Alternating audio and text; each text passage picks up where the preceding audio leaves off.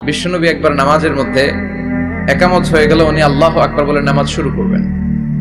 In the mean time উনি নামাজ রেখে দিয়ে ঘরে চলে গেলেন। ফিরে আসলেন, সালাত সাহাবারা বলল, ইয়া রাসূলুল্লাহ, এমন তো কখনো করতে দেখি না, সালাত রেখে দিয়ে আপনি মসজিদ থেকে ঘরে গেলেন কেন? বিশ্বনবী বললেন, আমার ঘরে কিছু স্বর্ণ ছিল, কিছু আনরিফাইন্ড স্বর্ণ আমার ঘরে ছিল, তা আমি আল্লাহর সামনে এমন অবস্থায় দাঁড়াতে চাই যে আমার কাছে কোনো দামি অলংকার, স্বর্ণ, টাকা পয়সার কিছু আমার ঘরে থাকবে না, এমন অবস্থায় আমি ইবাদতে দাঁড়াতে চাই। তো ওগুলো আমি আয়েশাকে বলে আসলাম যে তুমি দান করে দিও। এজন্য অল্প খেতে হবে, অল্প পড়তে হবে, খুব বেশি পাওয়ার জন্য মরিয়া হওয়া যাবে না। মানুষের এই একটা স্বভাব, মানুষ অনেক চায়, অনেক চায়। ওয়ালা ইয়ামলা আফাহু ইল্লা তুরাব, বিষ্ণু বললেন মানুষের এই চাওয়া কখনোই বন্ধ হবে না যতক্ষণ না সে কবরে ঢুকবে। লাউ আন্না লিকুল্লি ইবনি আদম ওয়াদিয়ান মিন যাহাব, বনি আদমের প্রত্যেককে যদি আল্লাহ তাআলা একটা স্বর্ণের পাহাড়ের মালিক বানায় দেয়, কি পাহাড়, কয়টা করে, খুশি হবেন না? একটা যদি পাই অমনি ধরে ঘাবুস ঘুবুস খাই। তো একটা স্বর্ণের পাহাড়ের মালিক যদি আল্লাহ তাআলা আমাদেরকে বানিয়ে দেয়ও, তারপর আমরা যাবো কি করে আরেকটা স্বর্ণের পাহাড়ের মালিক হওয়া যায়। আচ্ছা বলেন তো, একটা স্বর্ণের পাহাড়, পাহাড় দেখছেন তো, স্বর্ণের পাহাড়ের মালিক আমি হলাম, আমার 14 পুরুষ এই পাহাড়টা বেচে খেয়ে শেষ করতে পারবে? তো আমার আরেকটা পাহাড় লাগবে কেন? চাহিদার শেষ নাই, যার যত বেশি লাগবে আরো বেশি।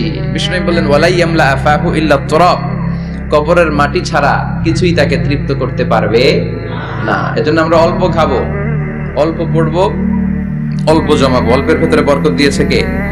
আর সুখে দুঃখে সবসময় আমরা প্রশংসা করবো কার? আরো জোরে বলেন কার?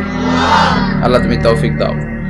বিসমিল্লাহির রহমানির রহিম। বার্ষিক ওয়াজ ও দুয়ার মাহফিল। আজকের প্রোগ্রামের প্রধান অতিথি আলহাজ জাকির হোসেন জাহের, চেয়ারম্যান ৫ নং পীরযাত্রাপুর, আমাকে রেখেছেন প্রধান বক্তা। আমার আগে কথা বলছিলেন মুফতি আব্দুর রশিদ জাবেরি। আচ্ছা, কথা বলছিলেন আমাদের মোল্লা আলামিন ভাই, চমৎকার কথা বলছিলেন। সূরাতুল আসরের তাফসীর করছিলেন, তাই না? খুব জরুরি সূরা, ওয়াল আসর ইন্নাল ইনসানা লাফি খুসর। মানুষ বিপদের মধ্যে আছে, all the time long we are in danger. আমরা সবসময় বিপদে আছি, তবে 4টা কাজ করলে আমাদের বিপদকে কাটিয়ে দিবে কে? ঈমান আনতে হবে কার উপর? জোরে বলেন। ঈমানের পথে অবিচল থেকে আমার মরণ যেন হয়, ঈমানের পথে অবিচল থেকে আমার মরণ যেন হয়।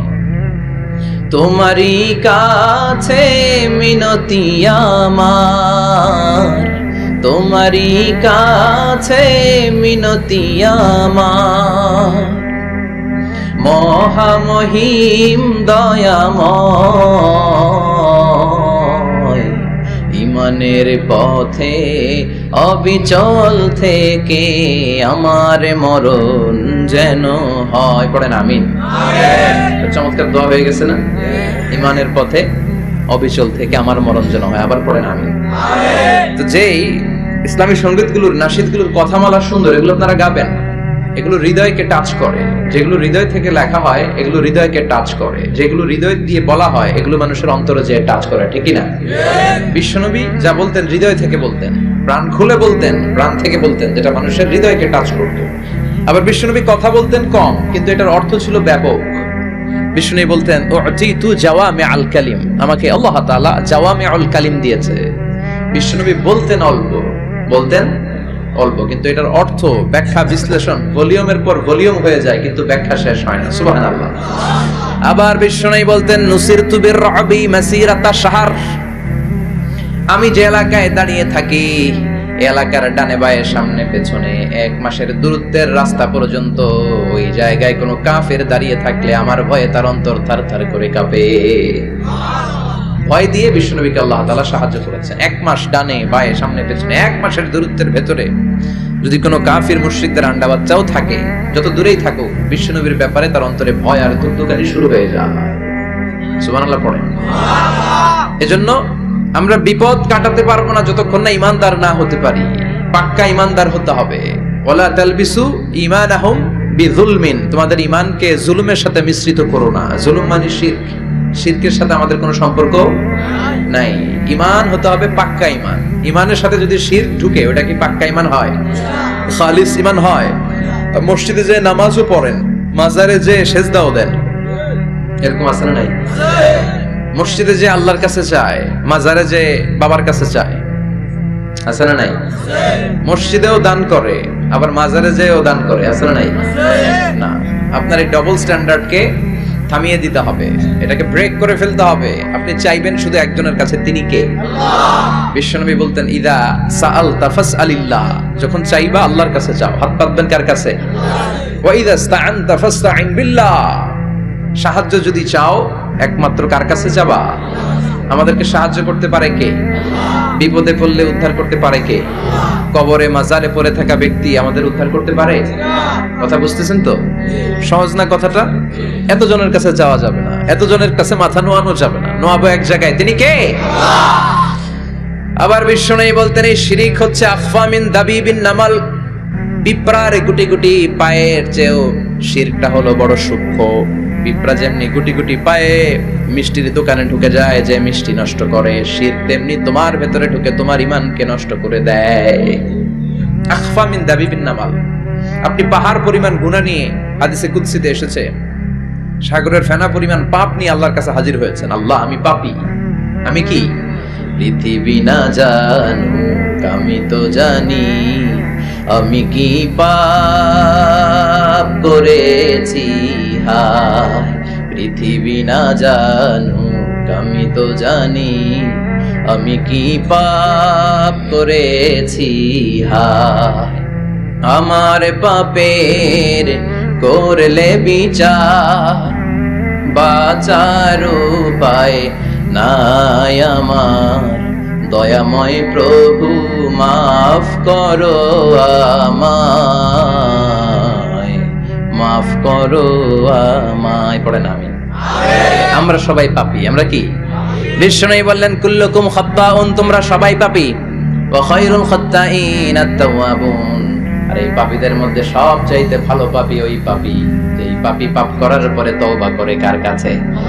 এজন্য আল্লাহ বললেন, ইয়া আইয়ুহাল্লাযীনা আমানু তুবু ইলাল্লাহি তাওবাতান নাসুহা, তওবার মতো তওবা করো, কান্নার মতো কান্না করো। চোখের পানি এটা একটা খুব পাওয়ারফুল একটা জিনিস, এটা আপনার পাপকে ধুয়ে মুছে সাফ করে দেয়, আপনাকে নিষ্পাপ বানিয়ে দেয়, ঠিক কি না?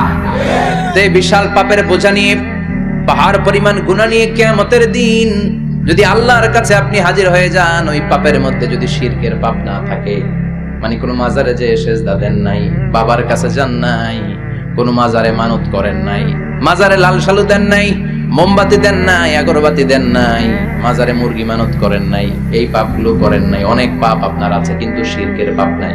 কোন পাপ নাই?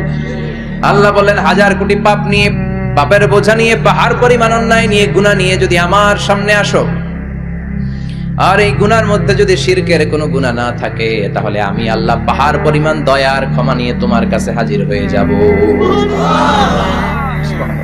এজন্য শিরকের সাথে আমাদের কোনো সম্পর্ক, এই শিরক করলে তার মাফ নাই। ইন্নাল্লাহা লা ইয়াগফিরু আন ইউশরাকা বিহি, শিরক করে ফেললে আর মাফ নাই। এটা ভয়ঙ্কর, এটা ক্যান্সারের চেয়ে ভয়ঙ্কর। ক্যান্সারের অ্যানসার আছে, শিরকের কোনো অ্যানসার নাই। লা ইন আশরাকতা লা ইয়াহবাতান্না আমালুক, যদি তুমি শিরক করো, তোমার রোজা, নামাজ, হজ, যাকাত, জিকির গুলারে বাতিল করে দিবে কে? এজন্য শিরকের সাথে আমাদের সম্পর্ক আছে। এত ওয়াজ আমরা করি, তারপরে অনেক জায়গায় ছবিতে দেখি যে মহিলারা যে মাজারে সিজদায় পড়ে থাকে। এজন্য এটা ছড়ায় দিবেন, এই মাহফিলের কথাগুলো এই যে রেকর্ড হচ্ছে, এগুলো ছড়ায় দিবেন। গণসচেতনতার দরকার আছে। এই যত আমরা ট্রাই করে যাব, একটা সময় দেখবেন আমাদের এই সকলের একসাথে প্রচেষ্টার ফলে এই শিরক নামক ভাইরাস বাংলাদেশ থেকে আমরা বিদায় করে দিতে পারবো। চিল্লা এখন, ঠিক কি না? এজন্য আমরা বিপদে আছি, তবে ইমানদার শিরক ব্যতি রেখে খালেস ইমানের যদি অধিকারী হয়, আমাদেরকে বাঁচিয়ে দিবে কে? 2 নম্বরে ওয়া আমিলুস সলিহাত। কি বলছে মনে আছে তো? ঈমান, ঈমান আনলে বেঁচে গেলাম। আরেকটা কি? আমিলুস সলিহাত, নেক কাজ, ভালো কাজ। ভালো কাজ শুধু জিকির করার, নামাজ পড়া নাকি? না, আপনি কাউকে পরামর্শ দিলে এটাও ভালো কাজ। ঋণ দিবেন, ঋণ দিলে আপনার মর্যাদা বাড়ায় দিবে কে? অভুক্তকে খাওয়াবেন, বিপদে পড়লে সাহায্যের হাত বাড়িয়ে দিবেন, রাস্তায় দাঁড়িয়ে আছেন একজন পথ চেনে না, পথ দেখিয়ে দিবেন, এটা অনেক সওয়াব। সূরা ফাতিহা একজনরে পড়ায় দেন, ওই লোক সারা জীবন সূরা ফাতিহা যতবার পড়বে তার একটা পার্সেন্টেজ সওয়াব আপনার আমলনামায় দিবে কে?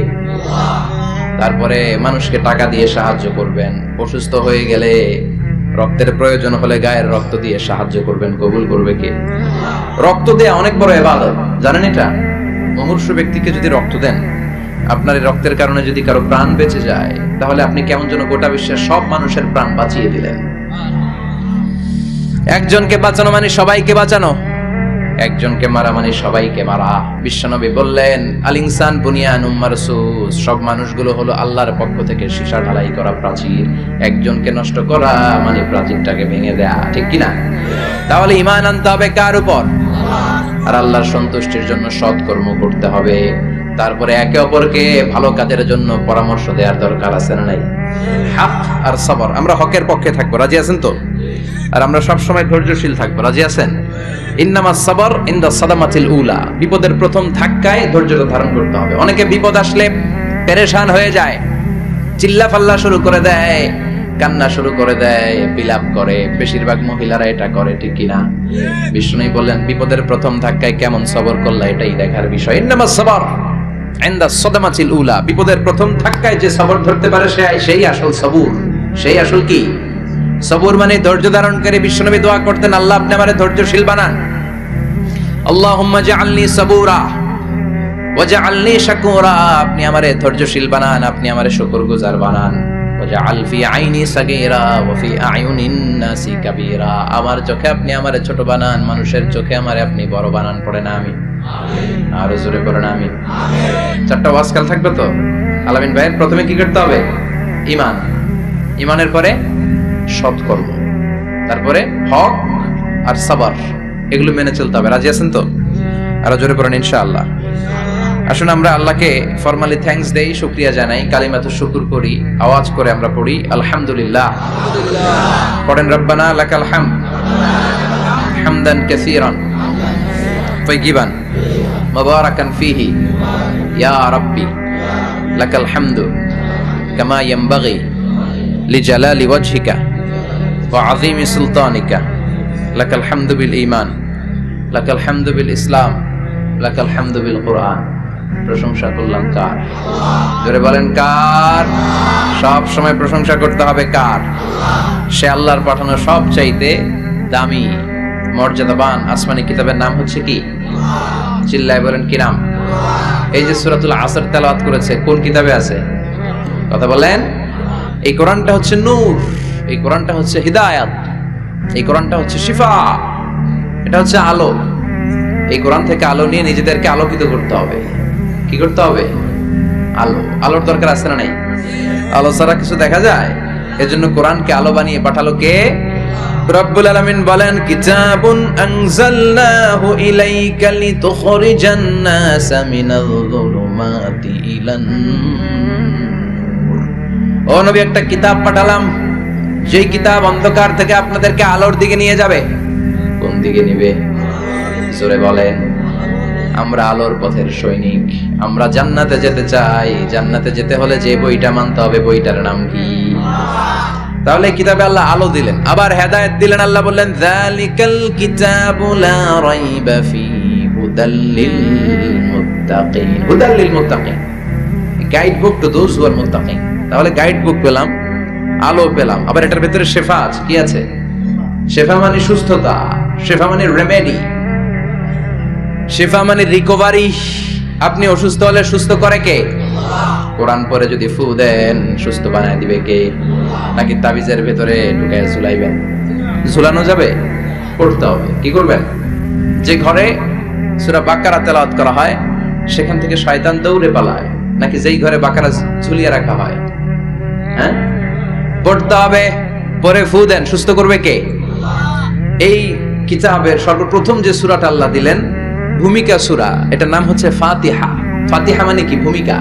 এই সূরাটা দিয়ে আল্লাহ এই কোরআনটাকে খুললেন। পুরো কোরআনে যা আছে এই ফাতিহার 7 আয়াতের ভেতরে তা আছে। আবার এই 7 আয়াতের ব্যাখ্যা শুরু করে দিলে 30 পারা কোরআন হয়ে যায়। কোন সুবহানাল্লাহ। বিশ্বনবী নাম দিলেন সূরাতুশ শিফা, শিফার সূরা। অসুস্থ ব্যক্তিকে সূরাতুল ফাতিহা পড়ে ফু দিলে সুস্থ করে দেয় কে? বুখারীর বর্ণনায় বিশ্বনবীর কিছু সাহাবারা মরুভূমিতে সফর করছিলেন, এক লোক অসুস্থ ছিল, কেউ কোন জাদু মন্ত্র পড়ে ফু দিয়ে তাকে সুস্থ করতে পারছিল না। সাহাবারা বলল আমরা পারবো। সবাই বলল তোমরা বেদুইন পারবা কেমনে, যাও মিয়া। সাহাবারা বলল আমাদের কাছে এমন জিনিস আছে, এটা পড়ে ফু দিলে অসুস্থরে সুস্থ করে কে? সবাই বলে তাইলে আসো সুস্থ করো। সাহাবারা বলে তাহলে আমাদেরকে খাসি দিবা 100টা, এক পাল ছাগল দিবা। ফতিফু গানাম, বিশ্বনবীর এক সাহাবী ওই সাপে দংশন করা লোকটার পাশে বসে সূরাতুল ফাতিহা পড়ে ফু দিতে দেরি মুহূর্তের মধ্যে অসুস্থ ব্যক্তিটারে সুস্থ করে দেয় কে? বিশ্বাস হয়? হ্যাঁ, বাবুল ইস্তিশফা বিল কোরআন, কোরআন দিয়ে শিফা নেওয়া। কি নেওয়া? শিফা। অসুস্থ হয়েছেন, সূরা ফাতিহা পড়েন, সূরা ইখলাস পড়েন। বিশ্বনবীর হাতে একবার বিচ্ছু কামড় দিল, বিশ্বনবী সূরাতুল ইখলাস পড়লেন, সূরাতুল ফালাক পড়লেন, নাস পড়ে ফু দিলেন, ভালো করে দিল কে? আমরাও যারা অসুস্থ, আমরাও যদি ইখলাস ফালাক নাস পড়ি, ফাতিহা পড়ে ফু দেয়, আমাদেরকে ভালো করবে কে? বিশ্বাস হয়? বিশ্বাস হয় না কার? দেখি সবার হয়? আল্লাহ আমাদের বিশ্বাস করো, মজবুত করো। আরো জোরে পড়ি আমিন। আসেন আমরা সরাসরি এবার তাফসীরের দিকে যাই। আমি ছোট্ট একটা সূরা তেলাওয়াত করেছি, 11টি আয়াত বিশিষ্ট। সূরাটার নাম সূরাতু আল কারিয়া। কি নাম? সবাই বলেন, সবাই বলেন কি নাম? আল কারিয়া। মাক্কি সূরা। কি সূরা? সবাই বলেন। মনে রাখতে হবে, এই যে উনি সূরা আসর থেকে কি বললো, কি পয়েন্টস গুলো নিয়ে যেতে হবে, যে এটা এটা এটা। সূরাতুল কারিয়ার কি পয়েন্টস গুলো কি নিয়ে যেতে হবে, এইটা এটা এটা। সূরা ফাতিহার মধ্যে আল্লাহ বেসিক কি কি পয়েন্ট হাইলাইট করেছেন, এগুলো আমাদেরকে শিখে যেতে হবে। তা না হলে শুধু আসলাম, স্লোগান দিলাম, কাঁদলাম, মোনাজাত ধরে জিলাপি নিয়ে চলে গেলাম, কোনো লাভ হইলো? কথা বলেন। তো আমরা যে সূরাটা থেকে আজকে কথা শুনতে চাই, সূরাটার নাম হচ্ছে, সবাই বলেন, আল কারিয়া। আল কারিয়া মানে বিকট আওয়াজ। আল কারিয়া মানে কি? ভয়ঙ্কর আওয়াজ। ভয়ঙ্কর আওয়াজ শুনেন নাই কখনো? কোথায় শুনছেন? হ্যাঁ, বিজলি। ও বিজলিতে শুনছে, থান্ডার, বজ্রপাত। আসলে অনেক আওয়াজ হয়, তাই না? আপনারা আঞ্চলিক ভাষায় বিজলিরে কি বলেন? ঠেড়া। ঠেড়া। বিজলি চমকাইছে, ঠিক আছে। তো সে সবচেয়ে ভয়ঙ্কর যে আওয়াজটা তার জীবনে শুনেছে সেটা হচ্ছে ঠেড়া, মানে বিজলি চমকালে যে থান্ডার, ভয়ঙ্কর আওয়াজ। আর কে কি আওয়াজ শুনছেন ভয়ঙ্কর জীবনে? হ্যাঁ, কই শুনছো? কও কিসে? বানসিরিক। ঠেড়ার ডুপ্লিকেট ভার্সন বানসিরিক। আলামিন ভাই, আপনি সবচেয়ে ভয়ঙ্কর আওয়াজ কোথায় শুনছেন শুনি? মানে সবচেয়ে ভয়ঙ্কর আপনি আওয়াজ জীবনে কোথায় শুনছেন? এই যে টিউব ফুটে গেছে, অর্থাৎ টায়ার পাংচার হলে ভয়ঙ্কর আওয়াজ হয়। চমৎকার। আসলে তো রিকশার টায়ারের চেয়ে ট্রাকের টায়ার পাংচার হলে আরো ভয়ঙ্কর আওয়াজ। শুনছেন? রাস্তায় মাঝে মাঝে আমরা রাত চলি, তো মাঝে মাঝে টায়ার পাংচার হয়, ভয়ঙ্কর আওয়াজ হয়, ভীষণ আওয়াজ। তার মানে বজ্রপাতে ভয়ঙ্কর আওয়াজ, ট্রাকের টায়ার পাংচার হলে ভয়ঙ্কর আওয়াজ। আর কি আওয়াজ আছে? হ্যাঁ, কি উঠলে? বাজি। বাজি। বোমা ফাটালে, ককটেল মারলে। ককটেল আছে না নাই? হ্যাঁ, সেনাবাহিনী আছে, কিন্তু ধরে নিয়ে যাবে। ককটেল ফাটালে ভয়ঙ্কর আওয়াজ। আর বাঘের আওয়াজ। তার মানে আমরা আমাদের জীবনে সবচেয়ে বড় আওয়াজ শুনেছি বজ্রপাতের আওয়াজ, কেউ শুনেছি ট্রাকের টায়ার পাংচার হলে বিকট আওয়াজ, কেউ শুনেছি মহাসমাবেশের ভেতরে যখন ককটেল ফোটানো হয় ওই আওয়াজ। আল্লাহ বললেন এগুলো তো ছোট আওয়াজ, কিয়ামতের দিন এমন বিকট একটা আওয়াজ আমি দেব, এটার নাম আল কারিয়া। এটার নাম ক্লিয়ার? বুঝা গেছে? ওই আওয়াজ দুনিয়ার আওয়াজের মতো না। মাঝে মাঝে বাতাসের ধাক্কায় দরজা সাটাস করে লাগে, আওয়াজ হয় না? টায়ার পাংচার হলে আওয়াজ হয়। দপ্তরি যখন ছুটির ঘন্টা দেয়, ঘন্টার সামনে দাঁড়ালে ভয়ঙ্কর আওয়াজ আছে না? ট্রাকের টায়ার ব্রাস্ট হলে আওয়াজ হয়। হাতুড়ি নিয়ে লোহার মধ্যে আঘাত করলে, পাথরে আঘাত করলে আওয়াজ আছে না? নাই? এগুলো দুনিয়ার আওয়াজ। আল্লাহ বললেন এই আওয়াজগুলোর চেয়ে অনেক বিকট একটা আওয়াজ কিয়ামতের দিন আমি তৈরি করব। এই আওয়াজটার নাম হলো আল কারিয়া। কি নাম? সবাই বলেন, আরো জোরে বলেন। আল কারিআ, বিকট আওয়াজ, বিকট একটা হুইসেল বাজানো হবে, হর্ন বাজানো হবে, ট্রাম্পিট, ডেঞ্জারাস ট্রাম্পিট, ভয়ঙ্কর একটা বিকট শব্দ করা হবে কিয়ামত তৈরির জন্য। ওই শব্দটা বাজানোর জন্য রব্বুল আলামিন একজন ফেরেশতা বানিয়েছেন, নাম হলো ইসরাফিল। নাম কি? ওই ফেরেশতার পা হচ্ছে জমিনের নিচে, মাথা হলো আকাশের উপরে। ওই কিয়ামতের দিন ইদা নুফিখা ফিস সূরি নাফখা ওয়াহিদা, যখন ওই সিংহার মধ্যে ফুৎকার দেয়া হবে, আল কারিআ, বিকট আওয়াজটা হবে।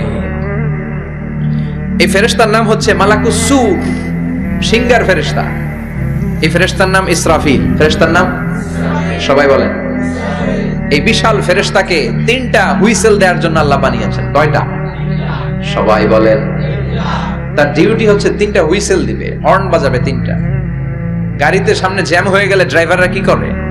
হর্ন দেয়। সে একটা হর্ন দিবে, একটা হুইসেল দিবে, একটা ট্রাম্পিট বাজাবে। ওইটাকে আরবিতে বলে সুর। ইযা নুফিখা ফিস সূরি নাফখাতান ওয়াহিদা, যখন তিনি প্রথম হুইসেলটা বাজাবেন, রব্বুল আলামিন ওনারে বানালেন তিনটা হুইসেল দেওয়ার জন্য, বিশাল আকৃতির ফেরেশতা। এই ফেরেশতাকে সৃষ্টি করার পর থেকে দুই ঠোঁটের মাঝখানে হুইসেলটা নিয়ে ফেরেশতা আল্লাহর আরশের দিকে তাকিয়ে আছে। He is just waiting for the green signal. আল্লাহর অর্ডার কখন আসবে? আসলেই একটা ফু দিবে। সুবহানাল্লাহ বলবেন না? এই ফুটা দেওয়ার জন্য সে এখনো, ঠিক যে মুহূর্তে আমরা এখন তাফসীর শুনছি, সেই মুহূর্তে ইসরাফিল কি করতেছে? দুই ঠোঁটের মাঝখানে ওই হুইসেলটাকে রেখে জাস্ট অবজার্ভিং দ্য আরশ, আরশের দিকে তাকিয়ে আছে। যখন আল্লাহ বলবে শুরু করো, প্রসিড, মুহূর্তের মধ্যে হুইসেল বাজাবে। আর ওই হুইসেলের আওয়াজটাকে আরবিতে বলে আল কারিআ। কি বলে? বুঝতে পারছেন এবার? সহজ হয়ে গেছে না? নরম হয়ে আসতেছে না সূরাটা? আল কারিআ তার মানে বিকট আওয়াজ, বিকট হর্ন বাজানো হবে, ট্রাম্পিট দেয়া হবে, বিকট হুইসেল দেয়া হবে। এই আওয়াজটা দুনিয়ার দপ্তরির ঘন্টা বাজানোর আওয়াজের মতো না। এই আওয়াজটা ট্রাকের টায়ার পাংচার হলে যে আওয়াজ, ওইটার মতো না। বৃষ্টির সময় বজ্রপাতের যে আওয়াজ, ওইটার মতো না। ওই আওয়াজটা পৃথিবীর বুকে সবচাইতে ভয়ঙ্করতম আওয়াজ, ঠিক কি না? ভয়ঙ্কর একটা আওয়াজ হবে, বজ্রনিনাদ, মহাপ্রলয়ের আওয়াজ।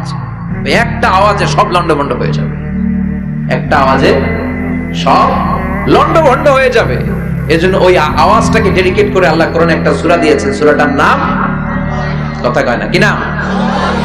আল কারিআ। আল কারিআ, মানুষের দৃষ্টি আকর্ষণের জন্য আল্লাহ এই শব্দটাকে সূরার প্রারম্ভে 3 বার বললেন। কয়বার? গুরুত্বপূর্ণ কথা কয়বার বলতে হয়? বিশ্বনবী কোন কথায় যখন এমফাসাইজ করতেন, গুরুত্ব দিতেন, তিনি কয়বার বলতেন? এই সূরাটা নাজিল হয়েছে মক্কায়। মক্কার কাফির মুশরিকরা যেন ওই কিয়ামতের ভয়ঙ্কর দৃশ্যটা বুঝতে পারে, এজন্য আল্লাহ 3 বার বললেন আল কারিআ, তারপরে মাল কারিআ, তারপরে ওয়ামা আদরাকা মাল। সবাই বলেন। প্রথমে বললেন আল, তারপরে মাল, ওয়ামা আদরাকা মাল। 3 বার বললে মানুষ 3 বার তাকাবে আল কারিআ, মাল কারিআ, আবার তাকাইছে ওয়ামা আদরাকা মাল কারিআ। 3 বার বলে তাদের অ্যাটেনশনকে গ্রো করা হচ্ছে, কারণ সামনে আরো জরুরি কথা আছে। সুবহানাল্লাহ বলেন। ওই দিনটা বড্ড ভয়ঙ্কর দিন, কিয়ামতের দিন। কিসের দিন? এই ছোট্ট 11টা আয়াত বিশিষ্ট সূরার মধ্যে আল্লাহ কিয়ামতের নকশা এঁকে দিয়েছেন। কি এঁকেছেন? কিয়ামতের প্রামাণ্য ধারাবাহিক বর্ণনা আল্লাহ তুলে ধরেছেন এই সূরার ভেতরে। আল্লাহু আকবার। আল্লাহ বললেন আল কারিআতু মাল কারিআতু ওয়া মা আদরাকা মাল কারিআ। ও নবী, আপনি জানেন না কি আল কারিআ মানে কি? ভয়ঙ্কর আওয়াজ, বজ্রনিনাদ। ওই ইসরাফিল 3টা ফুৎকার দিবে। চিৎকার করে বলেন কয়টা? প্রথম ফুৎকারের নাম নাফখাতুল ফাজা, বিকট এক ফুৎকার। ওই ফুৎকার দেওয়ার সাথে পুরো পৃথিবীটা লন্ডভন্ড হয়ে যাবে। এক ফুৎকারের আওয়াজে পৃথিবীর আকাশ ভেঙে খান খান হয়ে যাবে, তারাগুলো ছিটকে পড়বে, চন্দ্র সূর্য আলোহীন হয়ে যাবে, সাগরের পানির মধ্যে দাউ দাউ করে আগুন জ্বলতে শুরু করবে, মানুষগুলো বিক্ষিপ্ত পতঙ্গের মতো নিক্ষিপ্ত হবে, টাওয়ারগুলো ভেঙে ভেঙে পৃথিবীর উপর পড়বে, পৃথিবীর বিশাল বড় বড় পাহাড়গুলো তুলার মতো ধ্বনিত হয়ে বাতাসের মধ্যে ভাসতে থাকবে। এটা হচ্ছে আল কারিআ।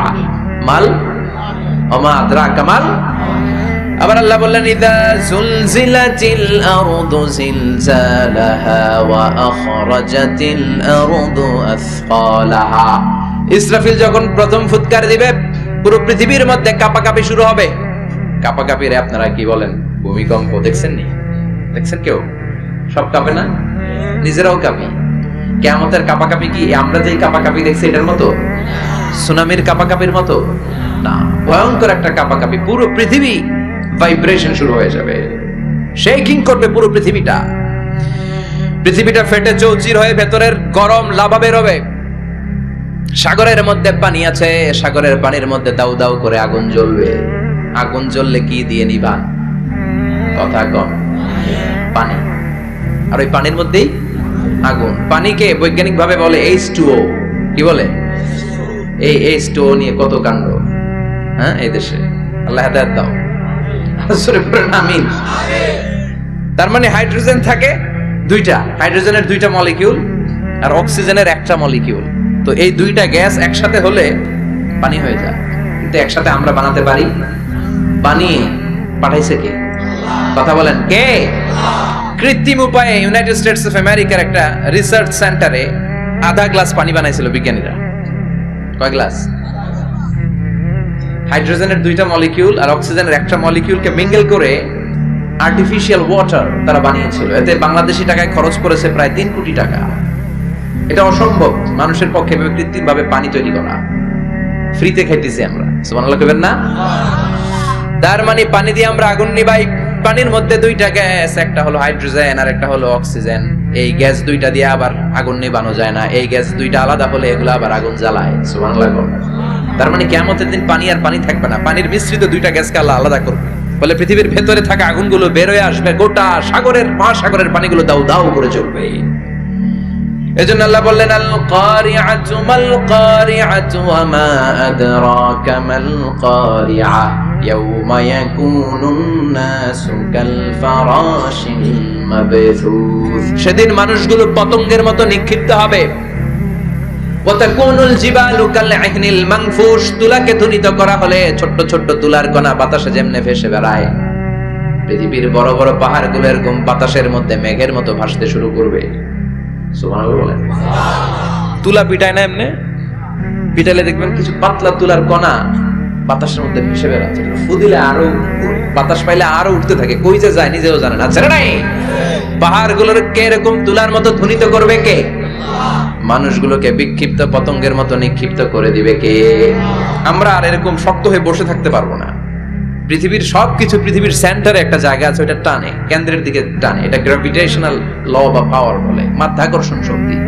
এই যে এটা বসে আছে, টেবিল বসে আছে, আমরা বসে আছি, এই পাওয়ারটা না থাকলে আমরা ছিটকে যেতাম, আমরা ছিটকে পড়তাম। সেদিন এই মাধ্যাকর্ষণ শক্তির বলকে ভেঙে খান খান করবে কে? মানুষগুলো নিক্ষিপ্ত হবে, একজন ওইদিকে, আরেকজন ওইদিকে, আরেকজন ডায়ানে, আরেকজন বায়ে। কে কোন দিকে যাবে তারা নিজেরাও জানে না। আল্লাহু আকবার। এজন্য আল্লাহ বললেন কাল ফারাশিল মাবথুস। পতঙ্গের মতো আলো জ্বালালে আলোর ভেতরে পতঙ্গগুলো যেমনে এদিক থেকে ডান থেকে বাম থেকে ঝাঁপিয়ে ঝাঁপিয়ে পড়ে, মানুষগুলো ডানে বায়ে ঝাঁপিয়ে ঝাঁপিয়ে পড়বে। শীতকালে ছেলেপেলেরা র‍্যাকেট খেলে না, রাতে ব্যাডমিন্টন খেলে। এই গ্রামে তো খেলে না, ওই যে খেলা আছে, খেলা ঠিক আছে। তো এই যে খেলে, তখন রাতের বেলা তারা বাঁশ গেড়ে, বাঁশের মধ্যে কি লাগায়? লাইট লাগায়। তো এই লাইটের মধ্যে অনেক পোকা চলে আসে না, রাতের পোকা, আলোর পোকা। পোকাগুলো এদিক থেকে ওই দিক থেকে, এর কোনো মা বাপ নাই, ডানে বায়ে ইচ্ছে মতো ছুটছে। মানুষগুলো সেদিন পাগলের মতো ছুটতে শুরু করবে, চিৎকার করে বলে ঠিক কি না?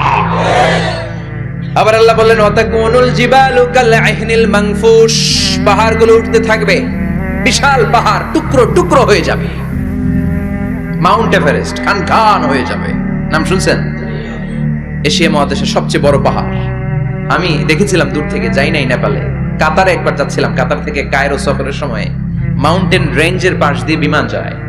তো বিমানের সামনে আবার, ওটা খুব সম্ভব কুয়েত এয়ারওয়েজে ফ্লাই করেছিলাম, সামনে আবার একটা স্ক্রিন থাকে।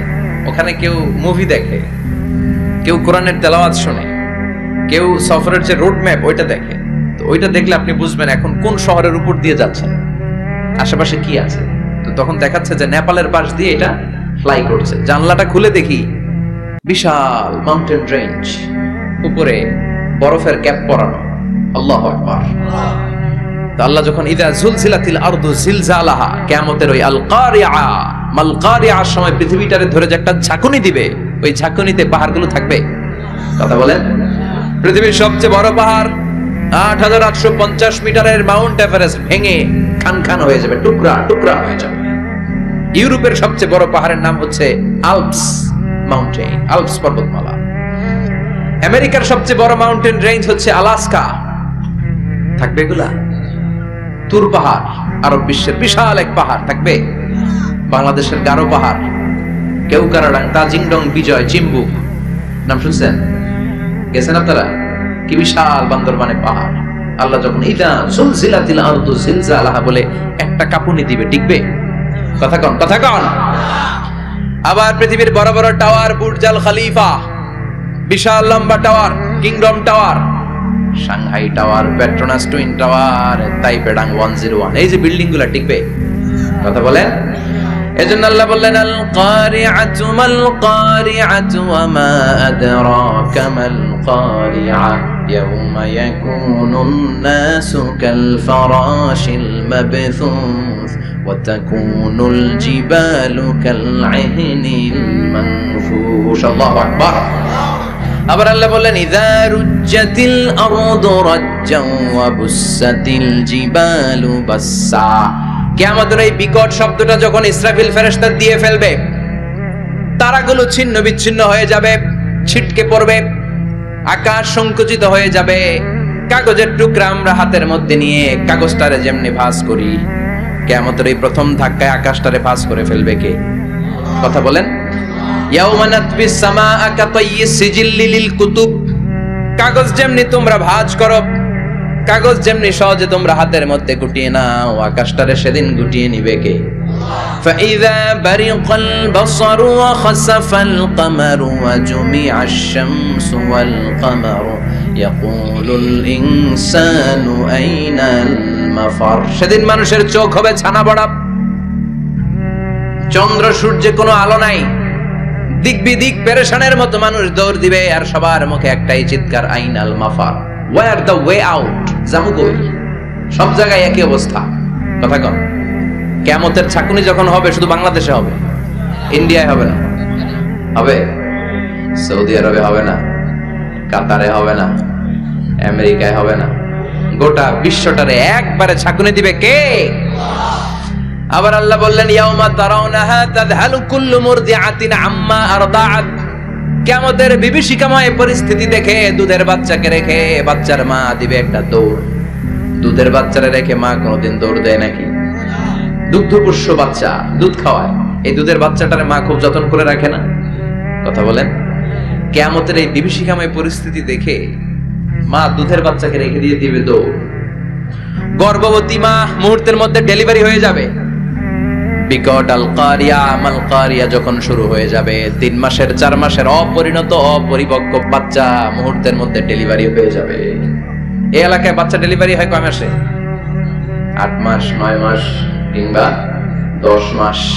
কিন্তু কিয়ামতের এই বিভীষিকাময় পরিস্থিতি আর আওয়াজটা এত ভয়ঙ্কর হবে, 3 মাসের ছোট্ট ভ্রূণ, গোশতের টুকরা, আলাক, রক্তপিণ্ড আর গোশত মিশ্রিত হয়ে ছোট্ট একটা টুকরা, অপরিণত বাচ্চা, অপরিপক্ক বাচ্চা মুহূর্তের মধ্যে খালাস হয়ে যাবে। মানুষগুলো পাগলের মতো এমন ভাবে একটা দৌড় দিবে, কেউ কাউরে চিনবে না। ওই দিনটার নাম হলো আল কারিয়া। সবাই পড়েন আল মাল ওয়া মা আদরাকা মাল কারিয়া। ভয়ঙ্কর সেদিন, ভয়ঙ্কর সেই বজ্রনিনাদ, ভয়ঙ্কর সেই আওয়াজ। মানুষগুলো পাগল হয়ে যাবে, দিক বিদিক ছুটতে শুরু করবে, পৃথিবীর সব সিস্টেম ওলটপালট হয়ে যাবে। স্যাটেলাইট চ্যানেল আর চলবে না। চলবে? টেলিফোন করলে কল যাবে? আমেরিকায় আপনার বড় ভাই থাকে, ডায়াল করছেন, রিং যাবে? স্যাটেলাইট থাকলে না রিং যাবে। এই যে আমরা কল করি, আমরা যে কল করি কিভাবে করি? ডায়াল করলে স্যাটেলাইটে যে নক করে, তারপর আপনার কাঙ্ক্ষিত নাম্বারে যে কয়েক সেকেন্ড পরে আবার নক করে, এরপর সে রিসিভ করলে আবার স্যাটেলাইট হয়ে আপনার কাছে আসে। তো এটা সেদিন থাকবে না। স্যাটেলাইট গুলো একটার সাথে আরেকটা লেগে দুমড়ে মুচড়ে সব শেষ। বড় বড় টাওয়ার গুলো আবাসিক এলাকার উপরে পড়বে, গাছপালা ভেঙে খান খান, পাহাড়গুলো তুলাধুনা হয়ে যাবে। কেউ থাকবে ওই সময় টয়লেটে, থাকবে না? কেউ থাকবে ঘুমের মধ্যে, কেউ থাকবে বাজারে, কেউ থাকবে অফিসে, কেউ থাকবে রান্নাঘরে, কেউ থাকবে রাস্তায়, কেউ থাকবে নাচানাচির মধ্যে। চিল্লা এখন ঠিক কিনা? যে যে অবস্থায় থাকুক না কেন পাগল হয়ে যাবে, পাগল, অস্থির। ওমা হুম বিসুকারা ওয়ালাকিন আযাবাল্লাহি শাদীদ। মানুষগুলোরে মাতালের মতো দেখা যাবে, আসলে একটাও মাতাল না। আল্লাহর আযাবের ভয়ে সব অস্থির হয়ে যাবে। আল্লাহু আকবার। এজন্য আল্লাহ বললেন ইসরাফিলকে 3টা ফুৎকার দেওয়ার জন্য আমি তৈরি করেছি। প্রথম ফুৎকার যখন সে সিংহার মধ্যে হাঁকিয়ে দিবে তখন এই অবস্থা হয়ে যাবে। এবার দ্বিতীয় সিংহায় ফুৎকার দেওয়ার জন্য আল্লাহ অর্ডার করবে।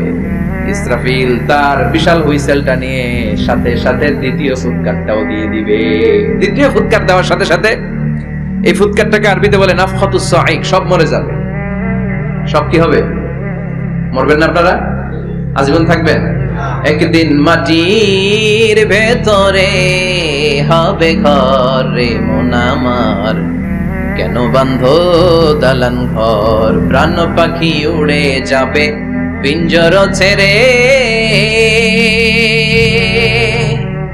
ধরা ধামে সবই রবে তুমি যাবে চলে, বন্ধু বান্ধব যত মাতা পিতা দ্বারা সুত সবই হবে তোমার পরে মন আমার, কেন বাঁধো দালান ঘর, একদিন মাটির ভেতরে হবে ঘরে মন আমার, কেন বাঁধো দালান ঘরে মন আমার, কেন বাঁধো দালান ঘর। ঠিক না? থাকা যাবে? কবরে যাওয়া লাগবে না? This is the circle of life. এসেছি, থাকছি কিছুদিন, একটা স্টেশনে ট্রানজিট পিরিয়ড, আবার চলে যাব। জন্মিলেই মরিতে হবে। চিল্লা এখন ঠিক কিনা? আল্লাহ বলবেন ইসরাফিল তোরে 3টা ফুৎকার দেওয়ার জন্য তৈরি করেছি। চিৎকার করে বলেন কয়টা? একটা ফুৎকার দিয়ে দুনিয়াটারে তুই লন্ডভন্ড করে দিলে রে ইসরাফিল। এবার দ্বিতীয় ফুৎকার দিয়ে পৃথিবীর সব মানুষগুলোর আত্মা নিয়ে নেওয়ার ব্যবস্থা করে দে। মুহূর্তের মধ্যে ইসরাফিল সিংহার মাঝখানে ঠোঁট লাগিয়ে দ্বিতীয় ফুৎকারটা দিবে। দ্বিতীয় ফুৎকার দেওয়ার সাথে সাথে সব শেষ। মালাকুল মাউত পৃথিবীর সব মানুষের আত্মা সংবরণ করে নিবে। সব শেষ, মানুষ নাই, জিন নাই, দানব নাই, কেউ থাকবে না। যে ইসরাফিল ফুৎকার দিয়ে সব লন্ডভন্ড করছে ওইটাও নাই। ইসরাফিলও চলে যাবে, নাকি ইসরাফিল থাকবে? কথা কন, কেউ থাকবে না, থাকবে একজন।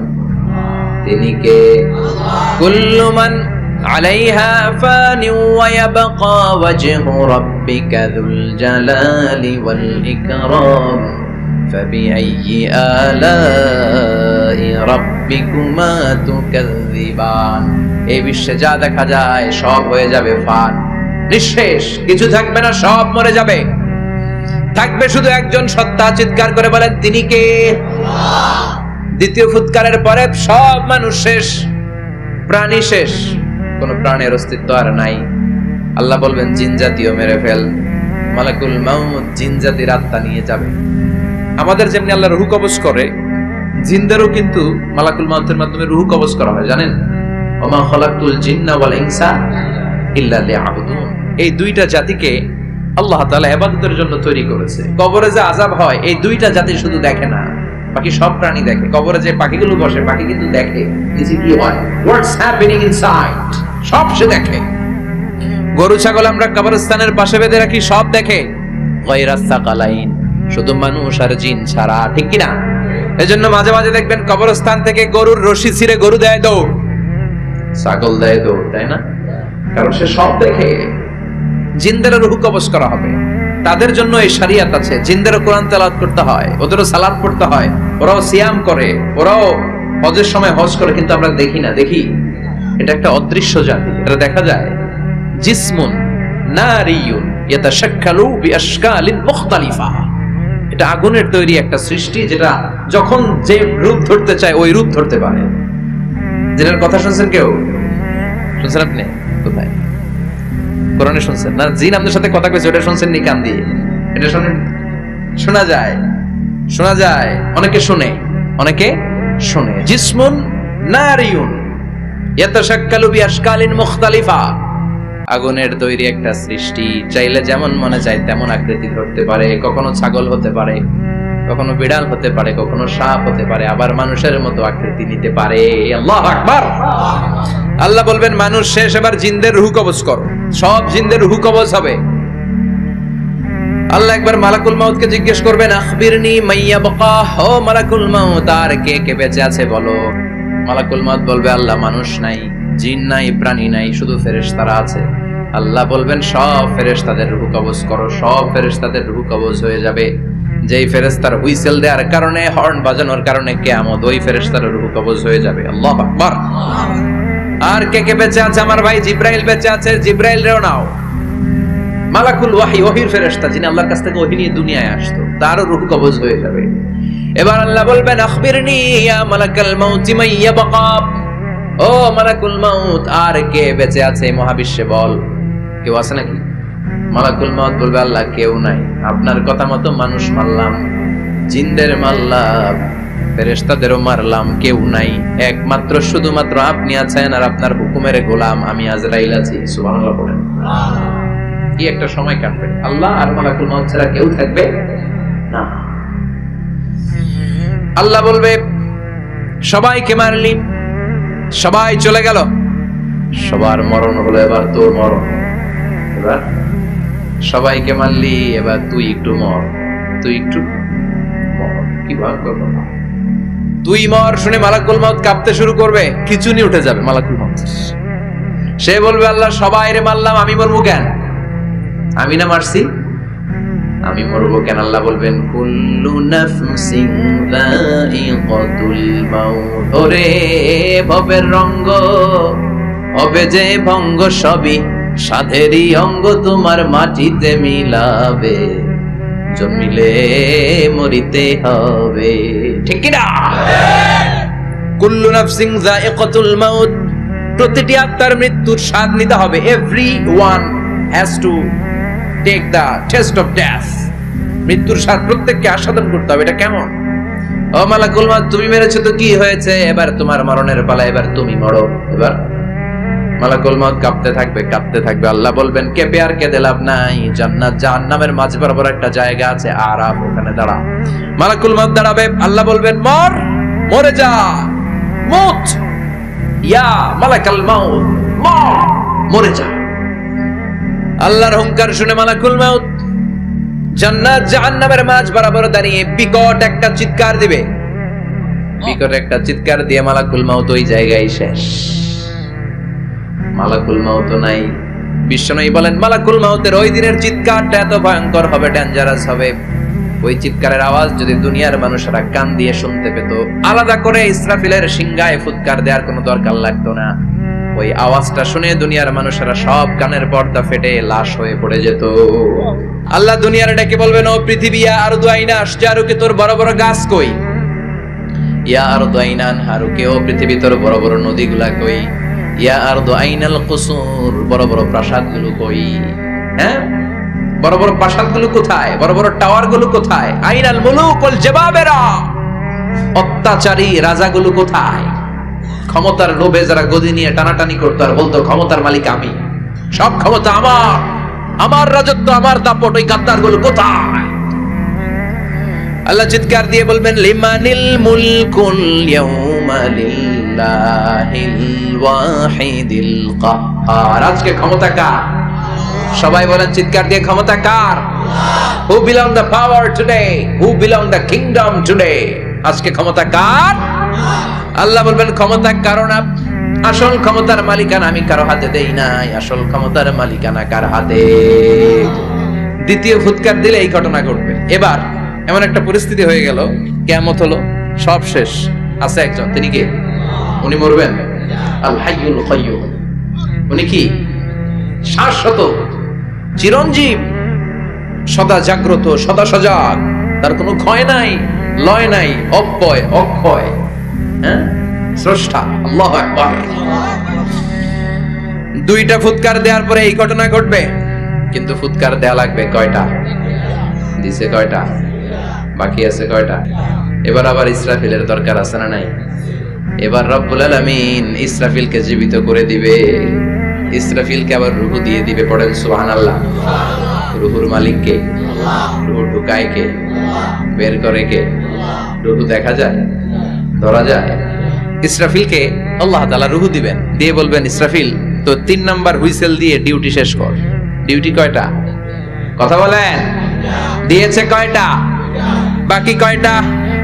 ইসরাফিল আবার দাঁড়াবে, আবার হুইসেলটা নিয়ে 2 ঠোঁটের মাঝখানে লাগে আবার এক হুইসেল মারবে। এই হুইসেল মারার সাথে সাথে মহাবিশ্বে যত প্রাণ আছে আবার সব জীবিত হয়ে যাবে। সুবহানাল্লাহ।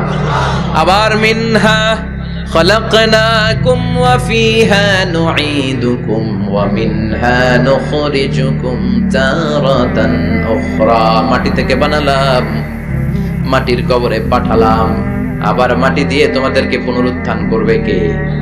সব উঠবে, সব।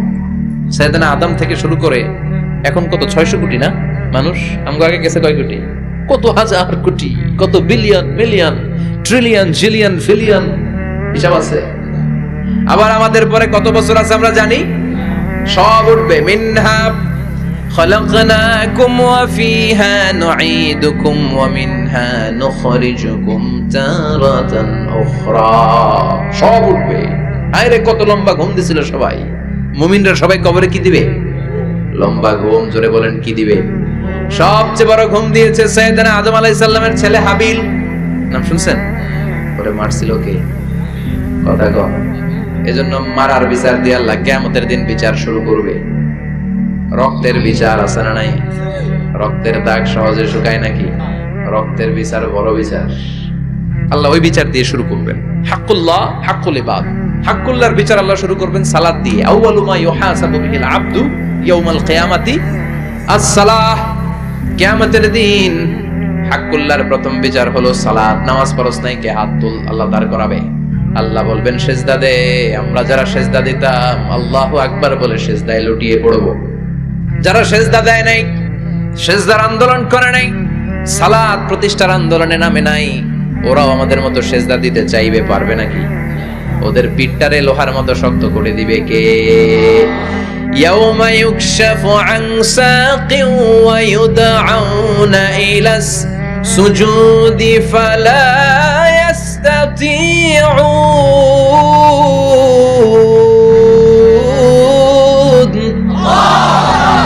আল্লাহ বলবে সেজদা দে। পা দেখিয়ে বলবে এক প্ল্যাটফর্মের মধ্যে সবাই দাঁড়িয়ে যা, সেজদায় লুটিয়ে পড়। আমরা আল্লাহু আকবার বলে সেজদায় দিব। যারা সেজদা দেয় না ওরা দিতে পারবে নাকি? চেষ্টা করো, পিঠটারে বাঁকা করা যায় না। আর এখন যাইতে চায় না মসজিদে, ঢাকা আইতে গেলে, ঠিক কি না? সালাত দিয়ে হবে হাক্কুল্লাহর বিচার, হাক্কুল ইবাদের বিচার হবে রক্তের বিচার। অন্যায় ভাবে একজন আরেকজন রে মারছে, এই বিচার আছে না নাই?